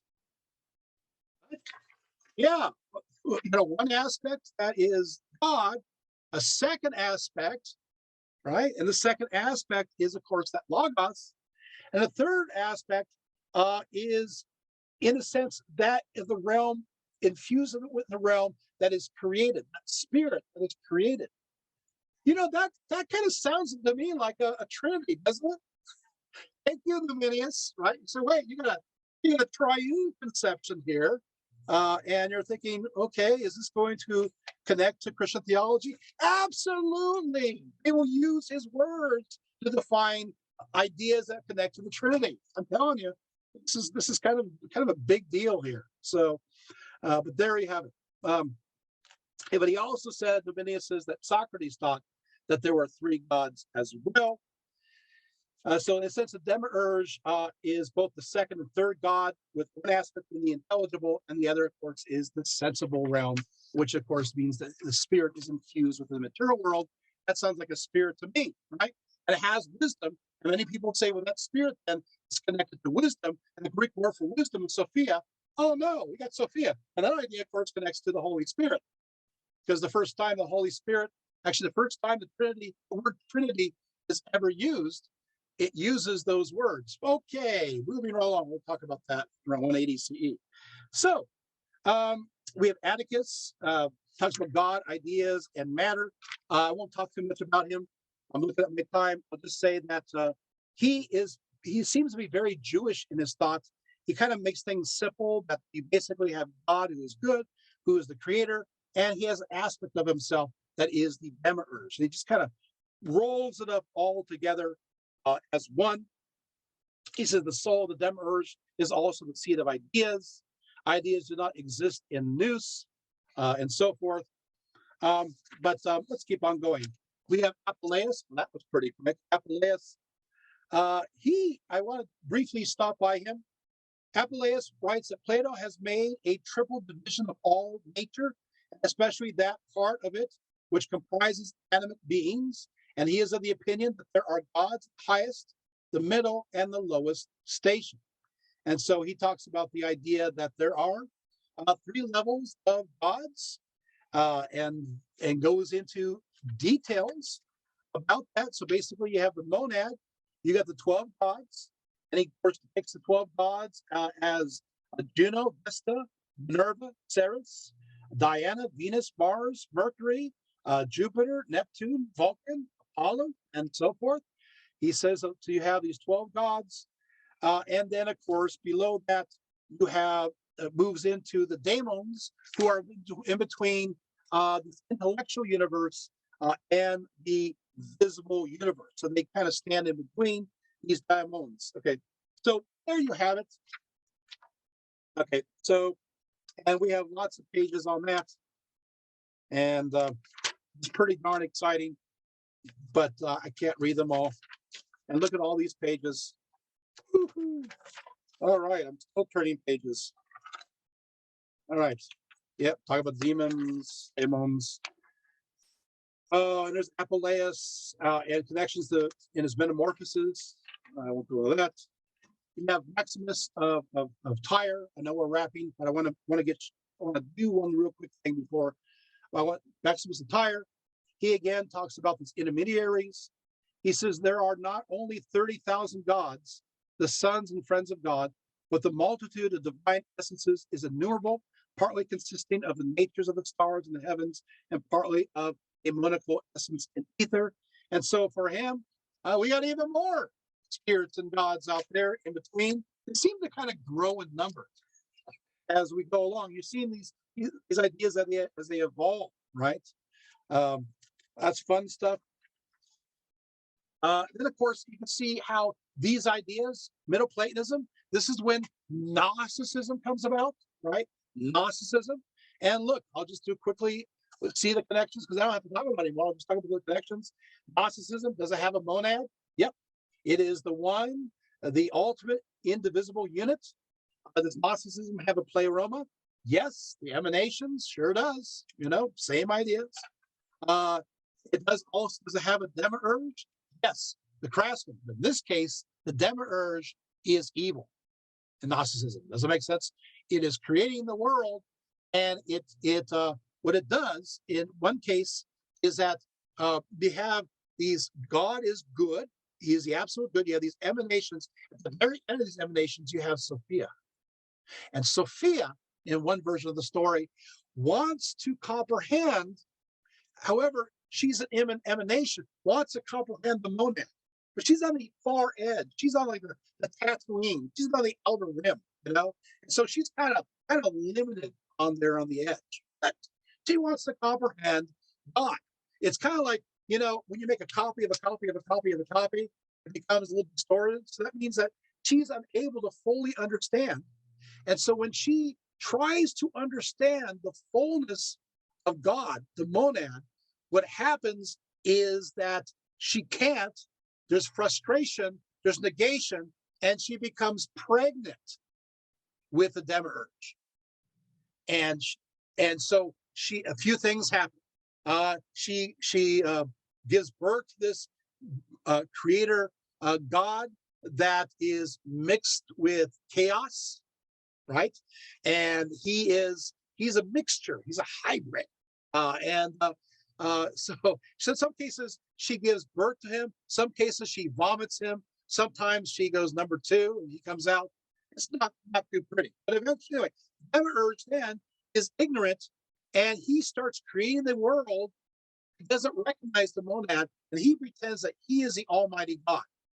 He is the God of all. And he creates all these things. And then within the material world. And so he unknowingly sows little seeds of Sophia in the material world that are sparks of light from on high. And what we have to do is realize that we have a spark of Sophia. We have a spark in us. We recognize that spark. We deny the flesh. And as a result of that, we focus on that. And we will then transcend the material world and enter the realm of the play realm happily ever after. It's all Middle Platonism. Is Middle Platonism not bad or good? You know, that's a good perspective. Right? That's the journey of the soul. Is this fascinating? And these ideas also go into obviously Hermetica, right? The Hermetic writings. There, it's all there. Oh wow! And these, of course, ideas go into Christianity. And I will mention the fact that you have these ideas, concepts within Justin Martyr, who talks about these ideas. We have, for example, also Ignatius of Antioch talks about it too. Irenaeus talks about it. In fact, he sees Father and the Son and the Spirit simply as seeing the Logos, which is the Son, and the Spirit, which is Sophia, as just simply two hands reaching out from the Father. That's the viewpoint there. But you know, they connect with Philo of Alexandria and many of these ideas. Justin Martyr also talks about the first begotten of God, who is God, and connects to the idea of the Logos word, which is generated from God. Justin Martyr goes into deep aspects of this, which we don't have time to talk about. But I do want to talk about Theophilus of Antioch, and then we're going to close on this last part. But Theophilus of Antioch, one more before the last. In 180, the first time ever the word Trinity is ever used in connection to Christianity. It's never mentioned in the New Testament, not even once. The first time the word is coined is by Theophilus of Antioch in 180. And guess what? He's a philosopher. He's into Middle Platonism. That's right. And he used the word trios, which is Trinity. And he says that it is, of course, simply God. This is the first time it's ever used. The second is the Logos and his Sophia and his wisdom. So the very first time Trinity is ever used, it's used within a Middle Platonic context. And that idea infuses itself upon it. Okay, our closing guy. And I love this guy. His name is Clement of Alexandria. He's a Christian writer, but what he does, he goes a little step further into this. And I'm going to go ahead and since I have so little time, I got my cliff notes because I have about 10 pages on him, and I know that we're not going to do 10 pages of Clement. So I know that unless you're really tempted, which I know you're not. I'm getting to Clement. This is the moment where I just can't turn pages at all. Okay. Good. Clement identifies two sources for knowledge, or gnosis of God. First, knowledge is brought to illumination through revelation, often through Jews via the Old Testament. Second, knowledge arrives through the pursuit of philosophy, often through the Greeks. When pagan philosophy and the Jewish scriptures agree, he taught, both testify to a shared truth, both revealed by God. So Clement of Alexandria, who is considered Orthodox, he is considered, is one of the early church fathers, pagan thought and Jewish thought should connect together and should be used. So what does Athens have to do with Jerusalem? Everything from his perspective. Because Middle Platonism is used to articulate Christian ideas even to this day. You just didn't know it. He says, those who attained to understanding that truth is truth, whatever its origin, were understood as true Gnostics. True Gnostics.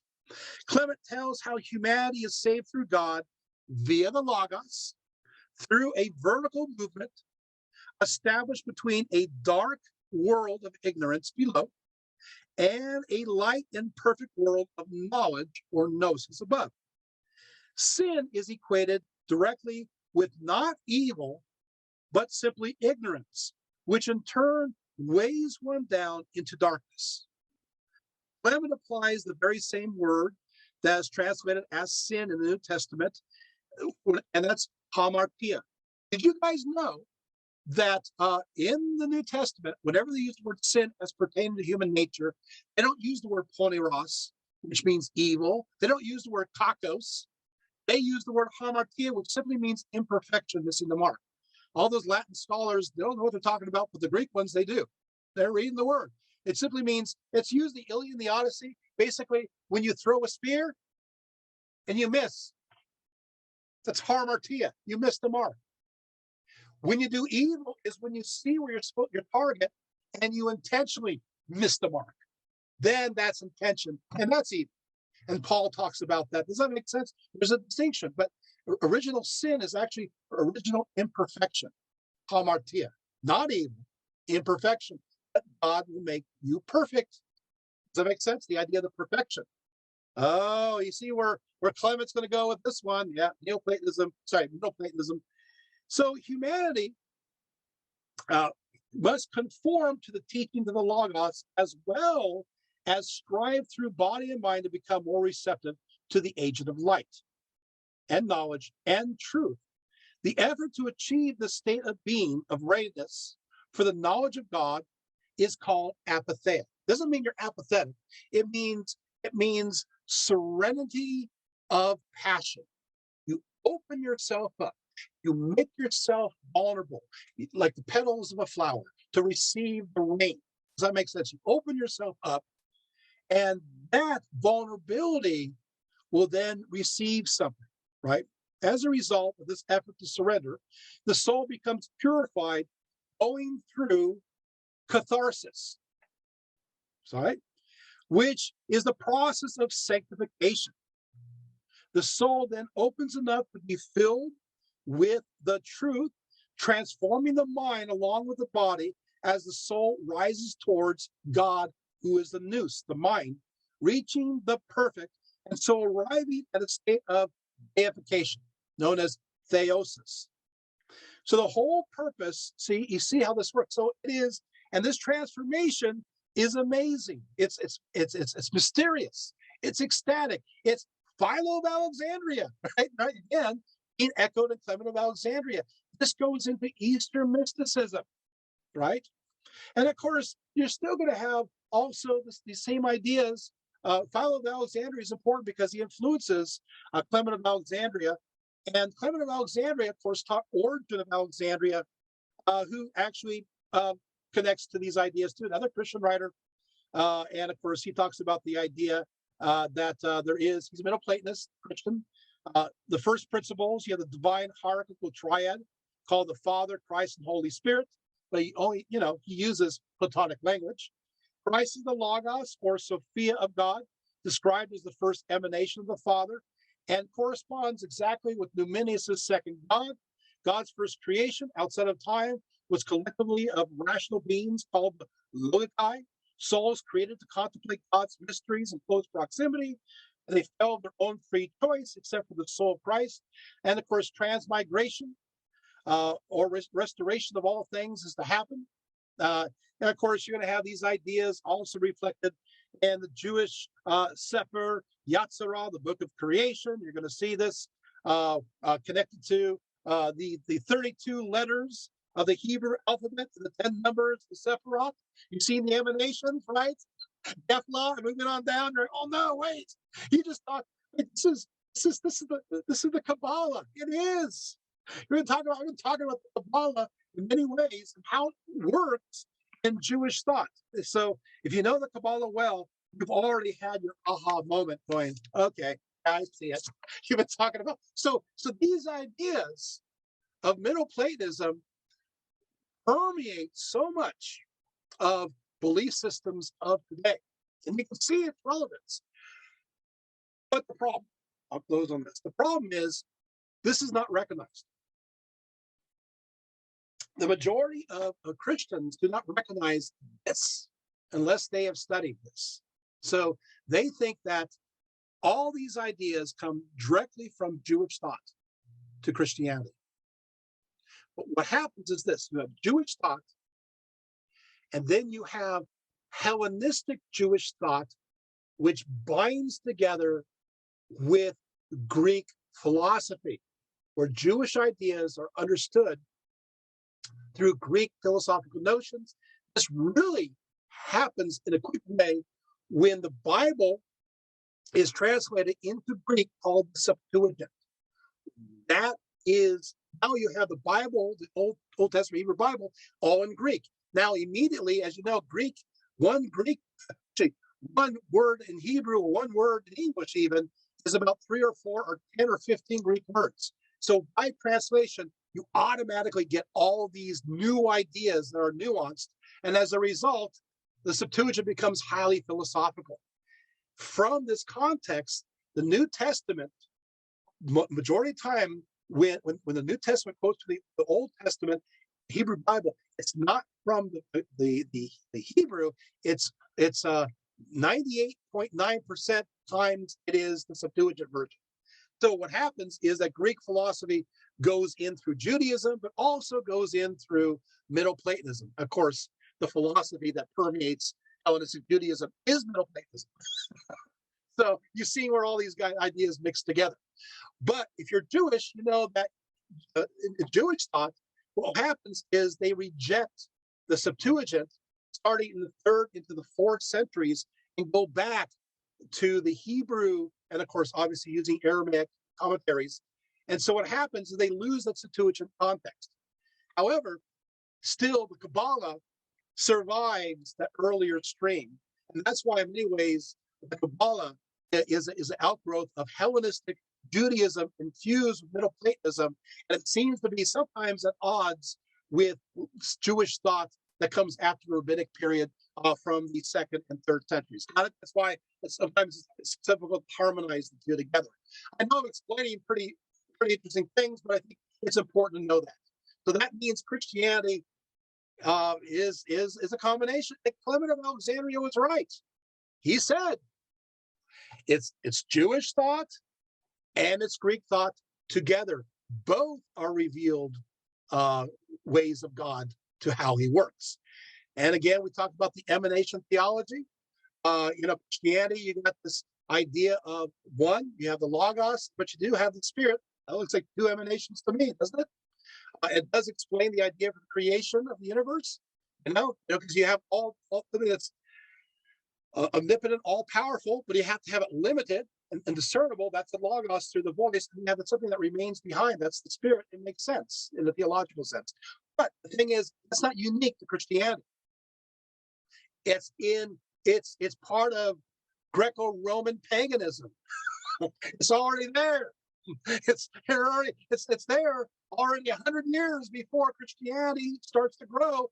Middle Platonism is already starting to articulate these ideas and contemporaneous to each other. So we learned a lot here. If you come from a Christian background, remember early Christians thought to themselves, truth is truth. It doesn't matter where it comes from. And for them, when something was heard about that their beliefs connected to other beliefs, they thought of this as a validation, like Dustin Martyr and others. Today we go, oh, it's heard by somebody else and it must not be true. That's modern thought. You got to erase that modern thought. That's not the way ancients thought.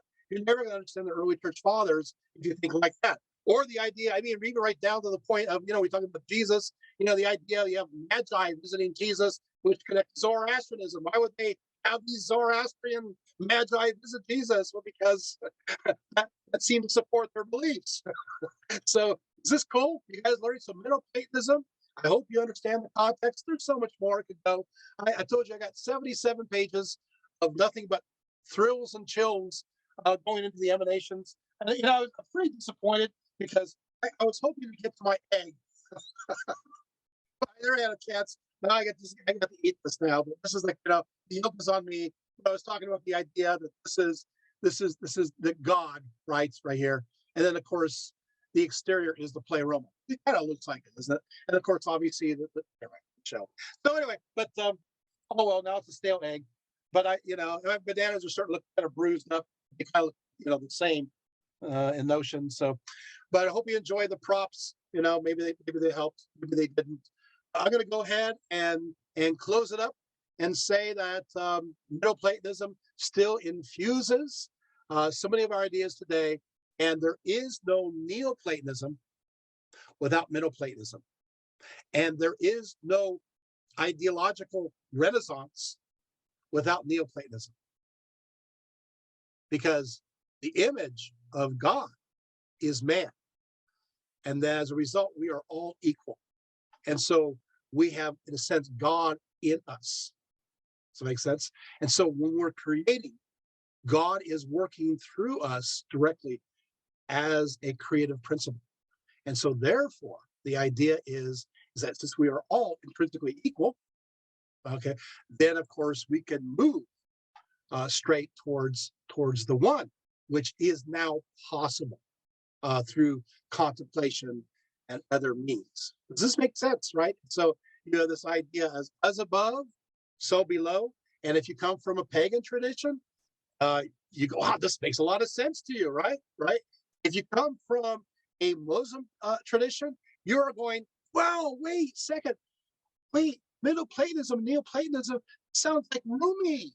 It sure is. It's Rumi's ideas, because Rumi's ideas participate within the Platonic world. And so mystical Islam connects to these ideas. So we're not just talking about Christianity. We're not just talking about Judaism. We're talking about mystical Islam and ideas within certain aspects of Sufism. And these ideas also permeate other traditions as well. So a lot of Western esotericism is there too. So I hope you enjoyed this talk. We covered a lot and even more materials. But thank you so much.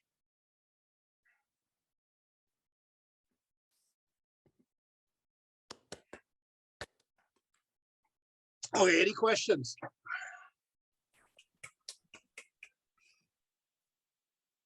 Oh, thank you. I'm glad you like the props, Kelly. Thank you, Thomas. Kelly says, Jordy P is like a Smurf, only instead of saying Smurf, he just says Logos for absolutely. Julian says, wonderful achievement. I once sent someone a 70-page email, but I haven't completed anything I wrote that was longer. Well, Julian, that's still pretty good. 70-page. Wow, 70-page email. Yeah. Well, I guess my achievement's pretty small. Yours is. Yeah. Any other questions? Good. Oh, and we have got questions here. Okay, so did the Greek philosophers believe or disbelieve in astrology? And the answer is it depends on the Greek philosopher. In many cases, if they do see the astrology as connected to fate, In some cases, some will connect to a philosophical notion of the lower emanations connected to fate. But you're also going to see that in Gnosticism. So the answer for that is it depends. But yes, there happens to be some philosophers that do coordinate astrology directly. Iamblichus is one with their beliefs. That's Neoplatonism. But yes. Number two, has anyone made the connection between the Greek idea of becoming and the most sacred of Hebrew names, God, Yahweh? Its exact pronunciation has been lost, but which can be translated as becoming or change and derives from the Hebrew verb to be. Excellent, excellent. You know, the interesting thing is the answer is yes, they have actually. And I talked about I just kind of went over it real quickly. I talked about one philosopher that kind of incorporated Jewish thought into that, into his conceptions going the other direction. Yes, that has been articulated, but especially Jewish Neoplatonists, and there are Jewish Neoplatonists. So to answer that question, let's see here. Has anyone made the connection between the Greek idea of becoming in the famous biblical verse where Moses is told by the Creator after inquiring of his nature, I am what I am, I was what I was, I will be what I will be. Yes. And I will tell you exactly the Neoplatonist who goes into that. It's called The Assumption of Moses, and it's written by one of my favorites, Gregory of Nyssa. I love Gregory of Nyssa. He's this real cool mystic. He kind of, they want him as bishop, they want him to do all these jobs, and all he wanted to do is hang out in nature and contemplate God, talk about fields and streams and woods and so forth. Kind of a pantheist, really. But yes, he does talk about this idea. So let's see, what was the name of the philosopher who developed the idea of the music of the spheres, and were his chromatic scales purely theoretical? The practical ones that could be played on human instruments. It's attributed to Pythagoras. The music of the spheres is attributed to Pythagoras, but as you know, this idea is attributed to Pythagoras, but do we know for sure? And that's a point of contention amongst many scholars. However, having said that, this idea of the musical of the spheres goes right into Middle Platonism, and it becomes systematic in Middle Platonism. So if you really want to know when it becomes systematic, it's under this particular system of understanding. Jackson's awesome lecture. Thank you. So informative and clear. Thank you, Jack. Kelly says there are a lot of correlations I noticed between some of the Neoplatonist thoughts on reality and Hinduism and Buddhism, where Neoplatonists inspired by regions from India as well. And, I'm going to tell you this. Oh, wow, you brought this up. And the answer is yes, there is a confluence of ideas that are going from east to west, back and forth. You got the trade routes. And so you're going to have the same ideas that will appear in India that will also appear in the Mediterranean world. In fact, you have those called gymnosophists, who are Indic philosophers that used to go along these trade routes, and they are actually buried in places in Asia Minor and Greece with inscriptions. In fact, these Indic philosophers appear before Augustus Caesar and many of the other emperors, teaching their philosophy. There's a whole section of those who follow the Indic philosophy in Alexandria, Egypt. Yeah, I know. And there's even one Indic philosopher that burned himself alive at the Olympic Games before everybody, and everybody's writing about it. So yes, these ideas are all over the place and very popular. And I will just say one more thing as I'm peeling through some writings here, and that is, if I can get to it in time, here it is that there's a transitional figure between Middle Platonism and Neoplatonism. His name is Ammonius Saccas, and he was the teacher of Plotinus, the founder of Neoplatonism. Ammonius Saccas also is Sakyas, which of course is one of the ruling clans of India. Yeah, he grew up, Gautama Buddha, right? He grew up in Alexandria, but he was part Indian. What? That's right. And he taught Plotinus.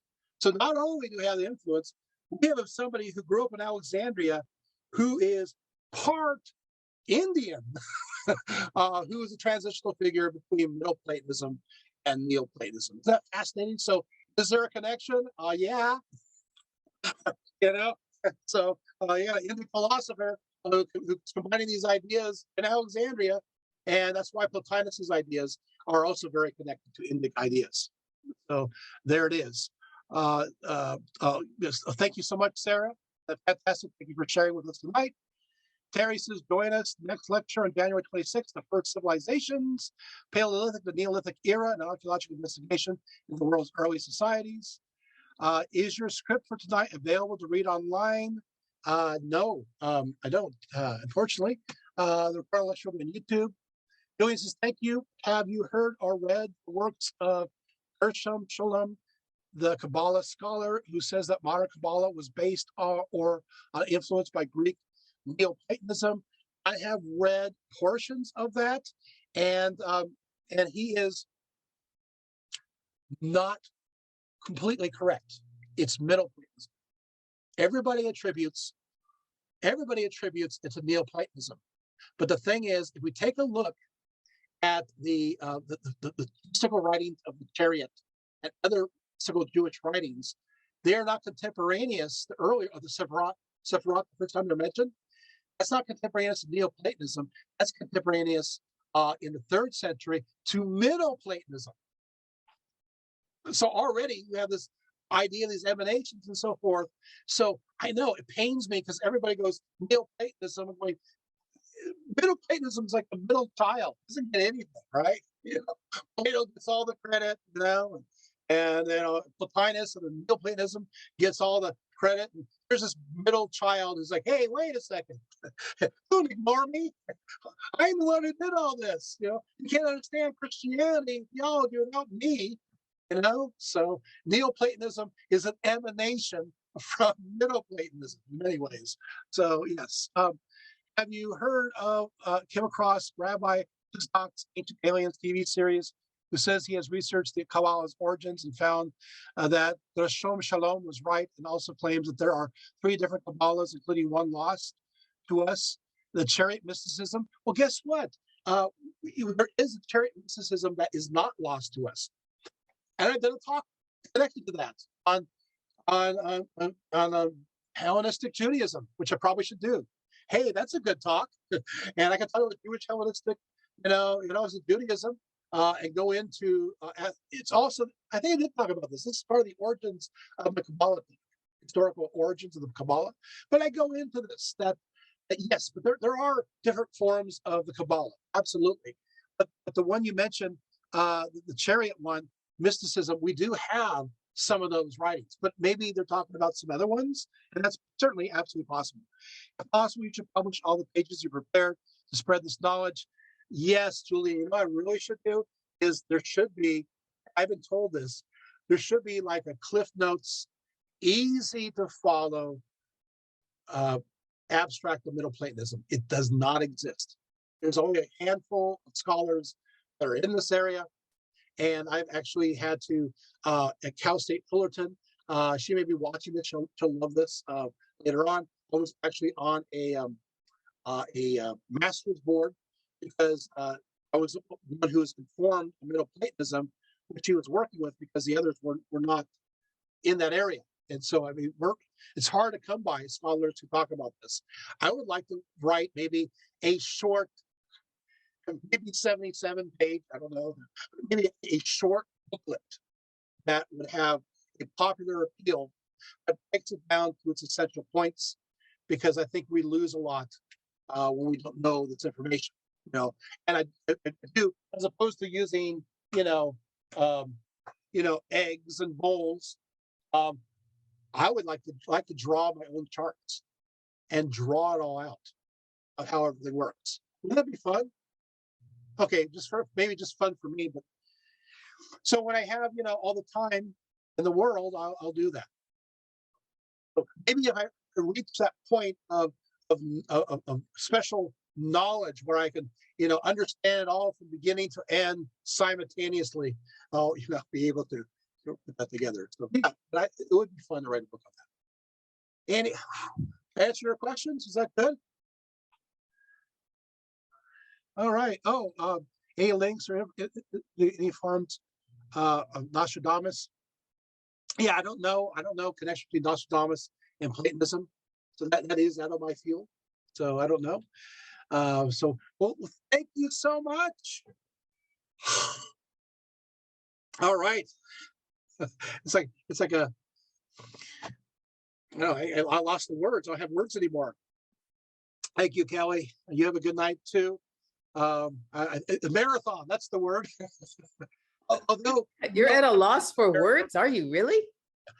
well, the problem with the marathon is, hideous. The guy dies at the very end. Maybe it's because of the suit of armor. So I don't want to actually do that marathon. I don't want to, but maybe again, if I can focus upon the one, through looking at the beauty of all things and then go deeper, maybe I'll reach a happy realm at some point. I don't know where I'm going with this. So anyway, at the oneness and the end of all things and the positive thing. Thank you so much, Tamara. Thank you. It's wonderful and wonderful having you. I will say, if there's no more questions, I will say good night. And I will thank you, Laurel. And next time we're going into the Paleolithic age and archaeology. Ooh, that sounds interesting. I'll see you then. Until then, have a good night.